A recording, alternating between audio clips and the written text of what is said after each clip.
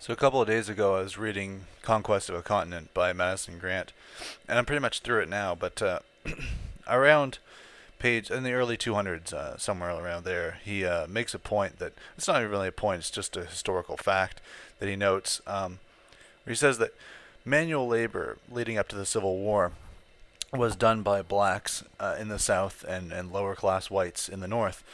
Lower class whites were, of course, paid, unlike the slaves. And as the government, as the Union government began to import foreigners, non-white foreigners, Filipinos and Mexicans, in to do this sort of work, the whites sort of soured on it, and they started abandoning the sort of traditionally working class, fruit picker, crop textile harvesting jobs that they'd traditionally done.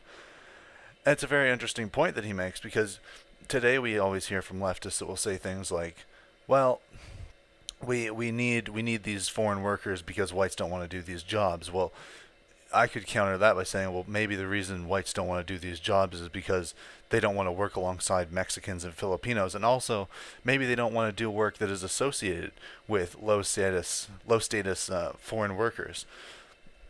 I know there are other arguments to be made, and it used to be that liberals were in the 1960s were very much against this sort of mass immigration and replacement of labor because of the detrimental effects it has on the native population.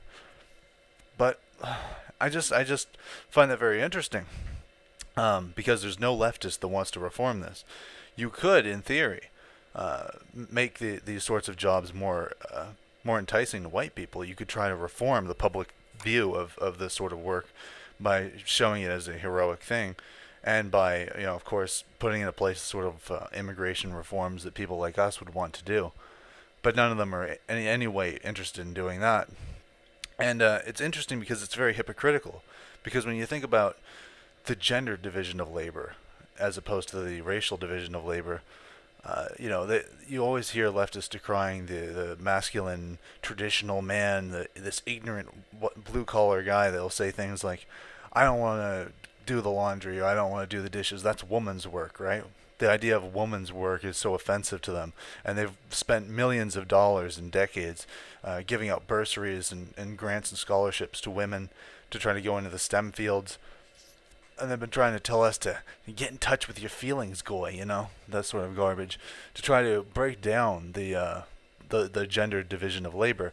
And yet, when it comes to the racial division of labor, they have no interest in trying to get white people back into these positions, doing the sort of hard manual labor that they've traditionally done.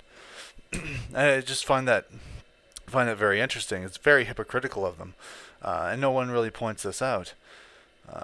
But yeah, I don't know how to make this point any better. I guess it just seems like this is an argument that should be made, and I wonder what they would say to that. Like, why is it that you push so hard for one but not the other? It seems like it would be a logically consistent position to say, well, we should want white people doing these jobs as much as we want women in the workforce. Now, obviously, my position is not that, but from a leftist perspective, that would seem to logically follow.